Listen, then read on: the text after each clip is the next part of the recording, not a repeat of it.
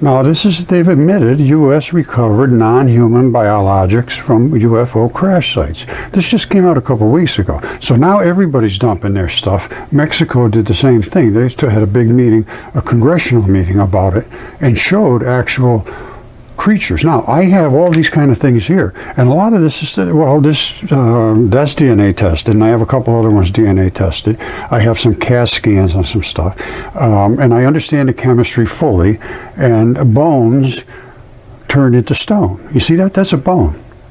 They say, well, that can't be a bone because it's a stone. No, now they realize, and even Yale agrees with my research. I presented this to them years and years before they finally wrote their paper saying, yes, Roger was right.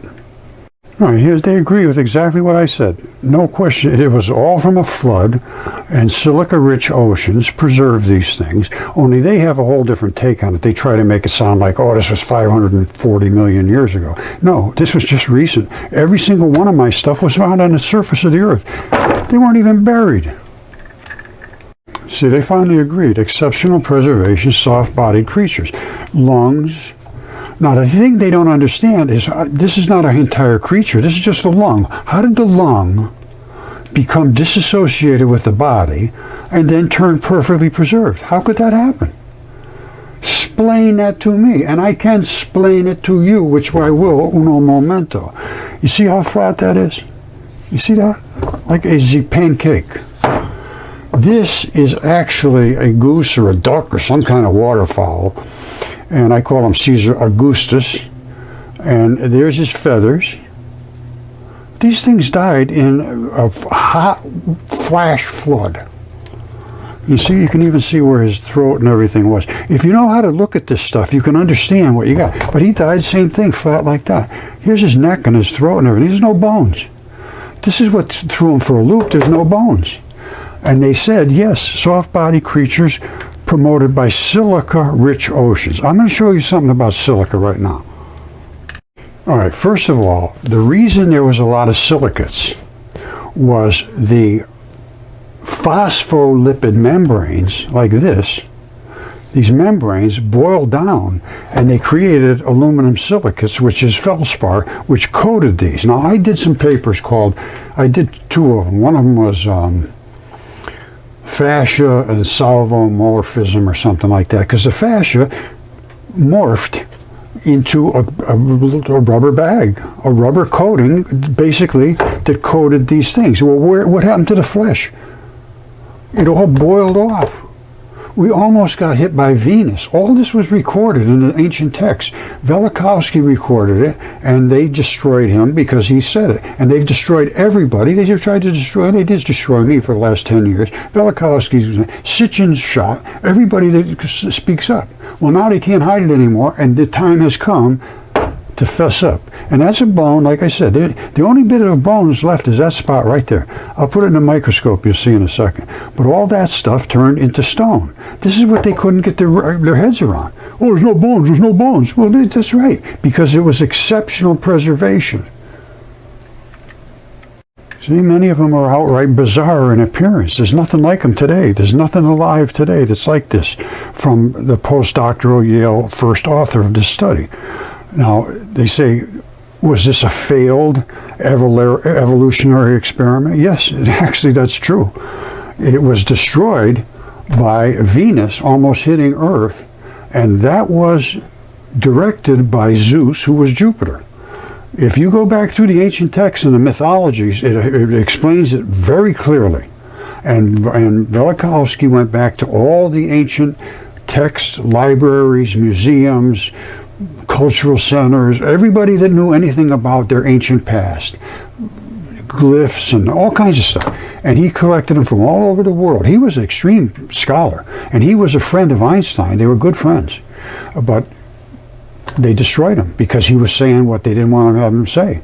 And he was supporting the ancient stories about God and all that stuff. That just doesn't float in academia. They just hate that. The first words out of Yale to me was, what are you, a creationist? I said, no, I found these ancient things, and some of them are giants. And then it just started. It was a nightmare after that, absolute nightmare. And these are the same people now that are taking credit for my work. And they're saying all these things were wiped off the face of the earth. I don't disagree with that. And you say how these fossils were able to form is a big mystery to them.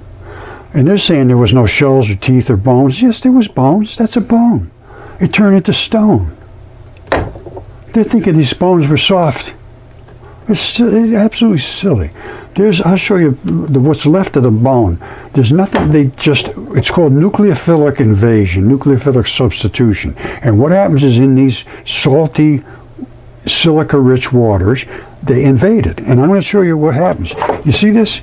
This is a lung. This has been DNA tested, CAT scan, everything else. No question whatsoever. Blood literally running out of there.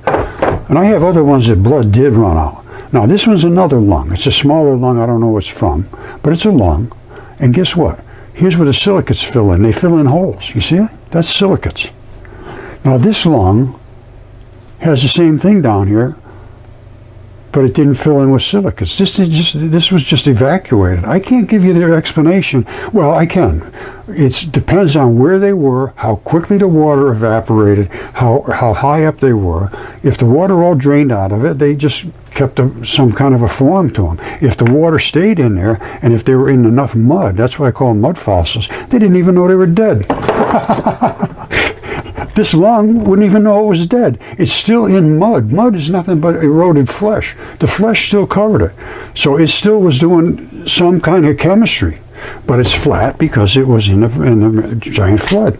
And Yale says, yes, there was a giant flood. All the oceans, the complete surface of the earth, worldwide, not just one little spot here or there. And then it also said that they could turn into rock in a matter of hours or years. Exactly what I told them. So they're just mimicking what I said. They still don't understand it. They don't understand. And Derek Briggs, who was part of this paper, apparently told another friend of mine to go to this guy in Missouri with his fossils. And of course, that guy wouldn't look at it. I sent him, what did I show you what I sent him? And then he says, oh, those are just rocks. Same thing Briggs told me for 10 years.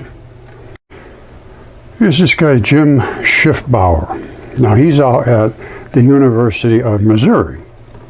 That's him right there. Now, he says he's broadly interested in the earliest animal ancestors that evolved during this Ediacara-Cambrian transition.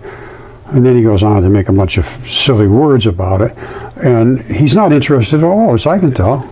I sent him this stuff, and another guy sent him the same thing.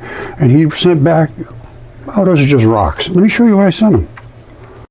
Don't forget, they said that none of this stuff exists today. And I'm not too far off from that. Okay, now don't forget, Yale, that took credit for my research, says that these things are before the current life that we have now. They were wiped off the face of the earth. And that's pretty much fairly accurate. This is a no-toe. And here it is right here. All right, if you tell me that's just a rock, then you have no idea about biology. You see that? That's where the tibia, the big bone, sat in that cradle right there. That's where it rocks in that cradle. The fibula sits here, the two bones. This is very close to a human foot. However, inside, they have springs. You see right here? That's the heel bone right there. We have them eroded all kinds of ways. And that's the strap that runs up just like this strap from the heel bone. You see it? That strap runs up to that cradle, which had the tibia coming down. Of course, it's gone. But this is how it worked. Now, instead of having bones in the front, they had springs. And they had no toes. Well, the toes they did have, but they were built in. You see how that's all built in? Mine is just brand new. Now, we have tons of these. I have these coming out of my ears. And I have several different styles. Not just this kind right here. There's like at least three different styles that I have here in my shop. Now, if Mexico or somebody wants to come up, because I find nobody in the United States that could care less about this. There's no sense of reality. All they want to do is make you say what they tell you to say in the academics. For this guy here to say none of this is, it doesn't, no, that's just rocks. And that's exactly what he said. He said, I'm sorry to inform you, all you have there is rocks. Have a nice day. I said, no. And I sent him back. I said, no, that's not going to work, my friend. I am going to highlight you, and I want to make sure I don't misquote you. And he says, don't quote me. I said, like hell, I'm quoting you that you say these are just rocks. And if he wants to say, let's talk about it, I say yes. But he won't, and none of them do. Briggs won't talk to me either. And my friend, Phil, talked to Derek Briggs and said, I have some stuff that looks like it's from the Ed Carter era. He says, oh, we'll talk to this guy in Missouri.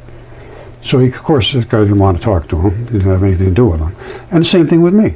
And the same thing with Briggs, didn't want anything to do with me. If he can't get credit for it and take somebody else's work, he's not interested. And apparently this guy falls right in that same category. For him to say he's broadly interested is just ridiculous. Now, as far as I'm concerned, academia is a racket. They are racketeers. Not a single one of them will address what I have presented. And I've tried them all, right across the board. And every single one of them says, oh no, sorry, that's just rocks, have a nice day. And I mean glibly, just like that, with one sentence. See you later, buddy. Now this goes back to 2015. This took 2.5 months to do these tests. And I'm not even going to show you the lab that did them because they got attacked so badly, I think they destroyed their business because they didn't want them to do this. And now nobody will do it. They won't even talk to me anymore. Nobody will talk to anybody anymore about this. Now, I had 3 DNA tests done on a 36-inch tip, gigantic fingertip, 3 feet long, a lung, which was this one, and a mud tip, which is a fingertip about that big. Now, all 3 of them came back positive for human DNA, human mitochondrial DNA. That means the mother side. And this is all very serious. You can go back and read it. All right, they tested all positive, and negative controls were negative. And here's whatever they do. That's some kind of slide sequence. And these are the different primers they use. And here it is right here. Excellent quality. I mean, it was literally blood from the 36-inch tip and the lung. All right, the mud tip was more transitioned, but I mean, I can get raw blood out of here. I drilled a hole in here somewhere, and you go deep down inside. You don't take it off the surface. You say, oh, you must have contaminated it. No, I didn't contaminate it. And any anatomist can't possibly miss this as a lung. It has an investment at the top, that little tab there. It has this latch at the bottom. They all have a latch, which is part of the fascia, only it's a little different than the fascia. And this is all fascia that coated the lung. That's a bone. And anybody that has any anatomical ability whatsoever knows that that's a bone. It's a type of bone that locks into another one, maybe like in your wrist or somewhere. And that is what's left of this bone. They transitioned, and I'll show you in the microscope shortly. And of course, there's the foot. And I have them coming out of my ears all over the place. And then that's what they found out, Homo sapien mitochondrial B and D loop region. That's the mother side. And they did all the CTAGs. This was not a puppy test like swab and have a nice day. No, this took 2.5 months. Okay, this was another one I had DNA tested.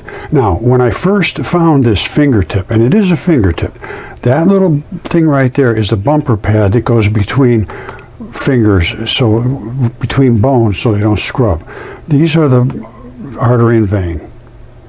This is the fingernail, and it comes way wraps around. It's 3 feet long approximately from front to back. That's a pretty good sized fingertip. I figured it out to be a 180 feet tall guy if it was exactly the same stature as us. Now, I had to break a piece off here to get down inside to get some DNA, some blood. And I did. I broke it off, and there's really almost raw blood inside here. And the fingerprints were still on here. You see this? Once you get into the fingertips, if it's sealed well, you get inside, it's just still raw blood in there, basically raw blood. You see this? I drilled into there to get some blood out of there. This one here was completely transitioned into silicates, but it was laying in the mud this way, so that this was still in the mud, and instead of it just bleeding out, when I took it out of the ground, here's what it did. This blood came out of these little spots. You see? Roger. Yeah. Okay, a little interruption here, but back to this. Now, these are the alveoli, and there's the alveoli, right? Whoops. There's the alveoli right there. Those little holes are the same as these, but it filled in with silicates, just like I showed you this other lung, where it had holes in it. It filled in with silicates. Well, this pretty much evacuated the stuff that was above the ground. That stuff just ran out. The blood ran out. That stayed in there because it was still in the mud. Like I said, when they're in the mud, they don't even hardly know they're dead. But this would have been, like, say this lung was here, it would have been like this, twisted that way. And that's why this stuff kept the blood. That just ran out and filled in with silicates. I understand this stuff better than anybody in the world right now. So I want somebody to speak to me about it. This is crazy that I have all this information and they absolutely refuse to engage. Now, I remember I showed you the fingertip. That's the fingertip. And then the piece I broke off still has fingerprints on it. You see the fingerprints? These are the sweat pores. And they come right off just like a slab. It's just like this. It just popped right off it, that flat piece. And then underneath it was just literal blood. Excellent quality, they said. Excellent quality. And I find I have so much stuff. This is a piece of meat. Well, this is a piece of meat. This is a piece of rock. And here's that rock right here. There's a fascia on the top of it. And this is, see it? That's it right there. And that's the fascia on top. And that's the fascia flap that I talked about before. That little latch right there. That latch is what holds everything in, and they all have them. There's a latch on here. It's all sort of scuzzy looking now, but it is different than the rest. Just like this is different than all the rest. Just like this is different from all the rest. There's a flap on them. All right, that's something that even the autopsy guys, I talked to them, they said, oh, we just always considered it fascia, but it isn't. It's a special organ. It's a different organ. I call it a spurlock. Now, I wrote this book because I was so upset at Yale for not dealing with me back in 2015. Mudfossils and Velikovsky and minds in collision, because they collided with, my mind was in collision with everybody else's mind in the world. And I tried to help this guy out with this head, and they turned it into a nightmare. It ended up just being the most nightmare thing. I think the guy hates me now because, of course, nobody would do anything. They just, somebody carved that. It's absolutely insane. Nobody carved it. It's just ridiculous because you can find blood vessels and arteries and everything else. They all had that stuff. And you have to find that, or you don't have anything. Water bottle. All right, now I have the giants that are on and in the earth. This is giants in space. This is, I was told, probably a hip, something to do with the hip. And here it is, this comet 67P. Here it is in space. And see this big beam of white stuff coming out of here? Why? And why all these little white things coming around here, shooting up here like that? Why shooting out like this all over the place? I can tell you exactly why. This, my friends, is biology. And what happened was this, where is it? That right there is that big thing shooting out.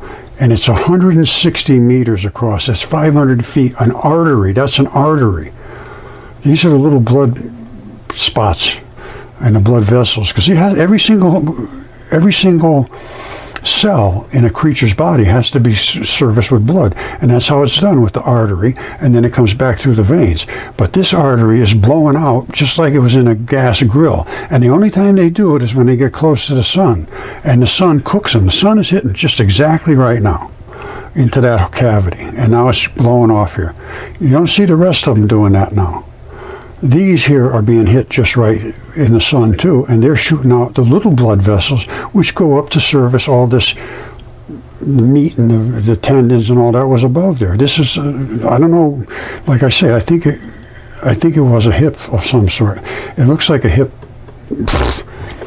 but it also has a bundle of muscle. Oh, yeah, here's a bundle of muscle right here, see? Those little pinchy bundles are muscle, or it could be tendon, but I'm not sure. I think it's muscle. These are definitely tendon. And this is the ball. And the dust is literally dusted off flesh. All right, now this is the giant fingertip from the giant hand. I have the whole hand, and I have a bunch of stuff from this, knuckles and fingerprints. This is a left hand. The thumb goes off this way. The little finger goes off that way. This is a tendon that goes right down. If you lay your hand back, you have one of these too. And the bumper pad, you have a cleave, it's just like I do, between the pads of your hand. And this is the grip skin. The same as the grip skin I showed you on a giant fingertip. This is much smaller. This is, I don't know, 3 or 4 feet across, something like that. But it still has a grip skin. Grip skin, you have it on you too. It's where, I call it grip skin. Some call it traction, friction skin, all kinds of different things. But they're the things you grab stuff with. And they wear away. It's not a big deal. But underneath is where you have the flesh. That's the big deal. Now, there was always the battles in the heavens. They're fighting in the heavens because there was giants everywhere. This is Raleigh, North Carolina, and that is Comet 67P. I'm telling you, it's biological. There is no, and they did tests on it. They landed a lander on it. It's called a Philae lander. It was the European Space Agency back, I think it was 2014.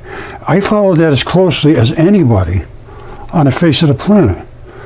And they had Kenneth and Juliet were the 2 particles they tested. They did all the samples on it, and it was nothing but bodily tissue chemistry. It had all of the iron, the different oxygenation states of iron, which you have in you, which is blood, and all the rest of the stuff. There was no question about it. And then they just dropped it. They said, well, it looks organic, but what are we going to do? They just can't get their heads around the fact that there was things this enormous. I know it's just it's just very, very hard for the average person to even allow that thought into their head. And that's what the problem is. And especially when you get educated, it's all over. You've lost your mind. You literally have lost your mind when you are educated now. Seriously, you have lost your mind. See that? That is a finger. That's the grip skin at the tip of the finger. This is what they call an apical tuft. It has a whole bunch of little holes in it, and this is one right here. And all of these little tabs from this flap here, this tendon strap, and at the end they turn into balls, and they lock into this. There's only one left at the tip. All right, and that strap comes down to here, and then all of these balls invest here, and then on the other side of the joint these have the same thing. It runs all the way down here, and this is the vein, and that's the artery, and this comes right over the top right here. I think I might have some, yeah, see it right here. This is the apical tuft. You see it? That has all these little holes in it where all the tendons lock in. So that way there you can move all your finger around. Then it comes down. All of these balls lock in down here, but there's a flat strap in between. And then as it goes over the knuckle, I showed you what that was. So you can go back and look at it. I'm not going to drag this out too long because it's crazy. But that's what this is. This is a finger in space. They must have exploded each other's and torn each other apart. I mean, you've got all kinds of things, and all of these meteorites that are coming into our zone here are biology, they're body parts. Even the iron meteorites. Yes, I'm going to show you one right now, the biggest iron meteorite I know of, and it's a lung. You see that? That came from space. This is an iron meteorite. That's red blood. That's the vein blood, red and black. You see it? And this is cut across, and they probably etch it with a little acid, and it shows up all the different metals. Those are all the different metals that are in your blood. Look at this. That is an iron meteorite. And guess what it is? It's the same as this right here. It came through space and smelted. Smelting means to boil off all the cheap stuff and end up with the iron and the metals, and as it is. Now, right there, if you could see that really closely, you could see there's still a little tiny artery there. Well, not an artery, it's a blood passageway. In the lungs, they just saturate with blood. They go transfer all over, picking up oxygen, dumping carbon dioxide, and then going back out. But they're literally almost completely iron inside. You burn off all the cheap stuff, and this is what you get. Exactly like this. And this was all filled with iron, too. You see all the red? That's iron. And it's time to really take a look at our real life. Okay, here's that bone that turned to stone. But it was a bone. It was not a soft, there was no bone in there. It was bone, and it was nucleophilically invaded. And this is what's left over from that bone. It's the last bone part. Now I'm going to bring this way up. And let's see what we can see from here.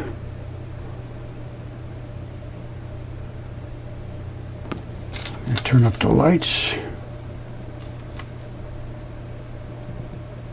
You see, that's the edge of the bone. That's the bone. I had to put a little water in there. You can see it much better. But it usually transitions into black and red and sort of, but that specific spot did not get hit. And here it is right here. That's the spot. That right there is the spot. And that's the bone. Quite obviously a bone. So Yale is wrong. There was bones, there was teeth, there was scales, there was all kinds of things, and they just were completely substituted. And that's what's called nucleophilic invasion and substitution. Oh, you've probably heard of the Mitchell Hedges skull. It's a complete crystal skull. Now, look at the lip. It's twisted back. The nose is crushed in. This thing was on its face when it died. Look at the teeth. They're completely transitioned into silicates. This is why Yale says, oh, there was no teeth, there was no bones, there was no this. No, the nucleophilic substitution in this hot water flood in certain areas would make things transition exactly like this. This, you see all this? Here it is right there. You see this here? It's moved forward. Here it is right here. He was on his face. That's why that part of the brain is pushed forward. Here's all of the different architecture of the actual nerve fibers. There's no disputing this. And it was pushed back. So nobody carved it that way. And nobody can do this. It's impossible. Now I have a heart here. That's the aorta right there. That's a heart. And here's the ventricle wall right there. There's still a little bit of blood in this one. Now, I don't know. I couldn't see any blood in that one. But there might be some here or there you could find. Now, this is what they call water opal. And the same thing with that. But it's nothing more than silicates. Usually opals, if they're in it, opal when it gets all the colors, those are transition metals. Those colors are literally the different metals that were in the blood. I'll show you a heart that was preserved in, I have another one here that's cut across. Here. This is another one that's just like this, only I cut it off the top. And that's what's inside of hearts, is all this little floppy stuff, all the heartstrings and all that stuff. But they also have a ventricle wall, and then they have a bunch of plumbing. Let me show you one. You see that? These are transition metals. They go through aqueous solutions. That means they're in your blood, and they form these metal complexes with all these different oxidation states. That means that they can grab onto things, bring them down, drop them off. That's what they're used for, transitioning things. Now, this is the heart. It's an opal heart, and that's what all this blood is. That's why they have all the transition metals. Now, why do they form perfectly here in the chamber walls? The reason is all tissue wants to stabilize. And sometimes it has to find an exact mate. And this wall is basically all the same type of fiber. So it wants to have an exact chemistry. And it might be vanadium, or it might be whatever it is. And it attaches to that. It invades it. And all the little heartstrings are the same thing. It's made out of the same whatever it is. I don't know. But then in the blood matrix itself, you have all these little colored matrices. Over here, you have tissues that have all different types of tissue in them. This is one specific type of tissue, the lining of the heart. It appears to me, because all it wants is that greenish-looking stuff attached to it to become stable. Everywhere else, you see, they're all different colors. That means there's all different biology in there, which is normal. All your different cells are different. But this particular lining, different case. Now, how did this heart guy die? Like that. This was down. Specific gravity, which means the heavier the item is, the quicker it falls to the bottom. That's all. The metals are a little bit heavier than the plasma. The plasma is mostly watery, and it drifts to the top. So this thing here would have been like this. They cut it in half. This is the upper half, and that's the bottom half where all the stuff laid down. And and I think I showed you transition metals, did I? I can't remember. Yes, I did, I think. Yes. All of these are transition metals. That's just exactly what you just saw. And that's what they travel through your body. And that's how they make opals. So those opals formed in a lot of silicates, but there was also a ton of blood in there as well. All right, you're going to have a hard time seeing this black shadow there, but that is what they call a distal phalanges. This is the vein, and that is the artery.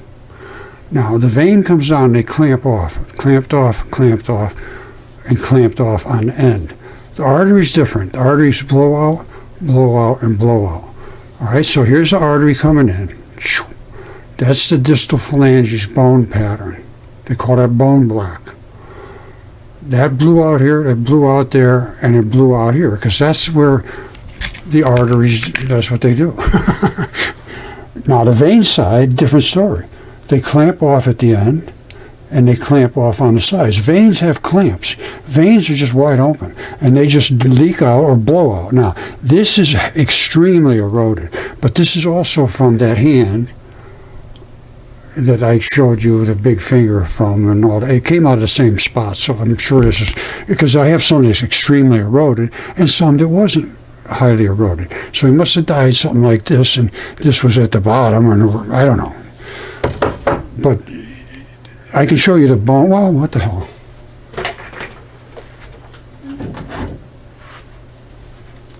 All right, this is another part of the fingertip.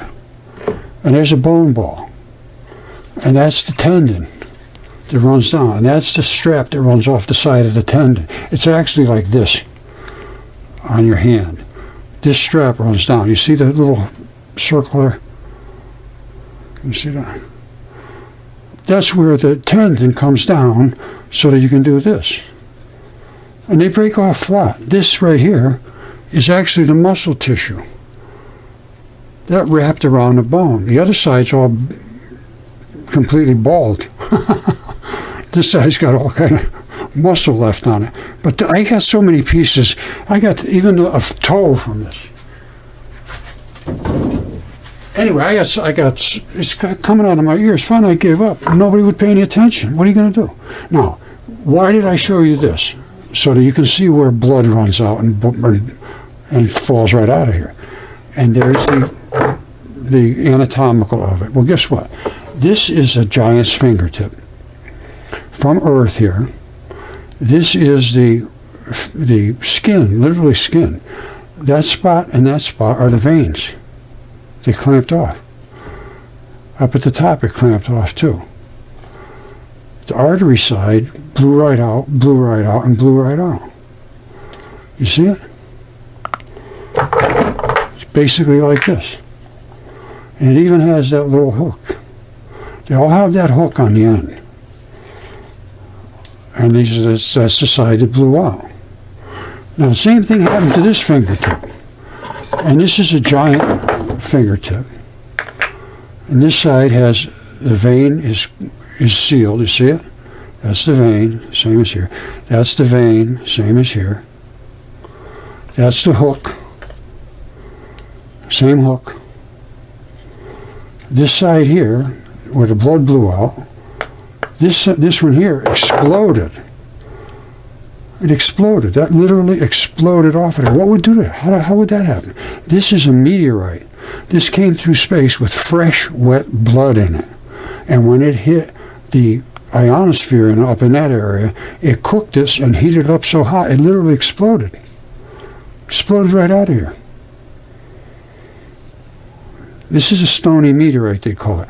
Well, I call it a fingertip. And it's exactly identical to this. There is no difference whatsoever. None. Zero. All right, that's the vein plugged off right there. There's the vein plugged off right there. Same ones. And there's where it blew out all his blood. Just when this one just leaked it. Once again, I have iron meteorites here too. This one right here is an iron meteorite. That's a lung. That's a little lung. And I think I showed you one, or will show you one that was cut in half. And there's blood in it. There's a vein and artery blood. The same as in here. I've looked at this in a microscope. There's blood all over this thing. And it's iron and it's magnetic. Attracted to magnets. Now, I'm just going to leave you with this. I find this stunning. This is Gnostic text. A lot of people attack me. Oh, you can't read that. You have to read certain version of the Bible. No, I read everything. I read them all. I read every culture's stories. And they all sort of line up. Now, what does this say? These are supposedly the secret sayings the living Jesus spoke and doubting Thomas wrote down. He was a scribe. He wrote them down as he was alive, and he's writing them down. He says, and he said, whoever finds the interpretation of these sayings will not experience death. Now listen to this. There's a couple of them here. I'm just going to give you three more. Jesus said, let him who seeks continue seeking until he finds. When he finds, he will become troubled. When he becomes troubled, he will be astonished.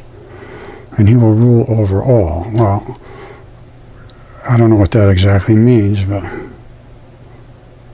I know about the first part. Now, this is, I think, here today.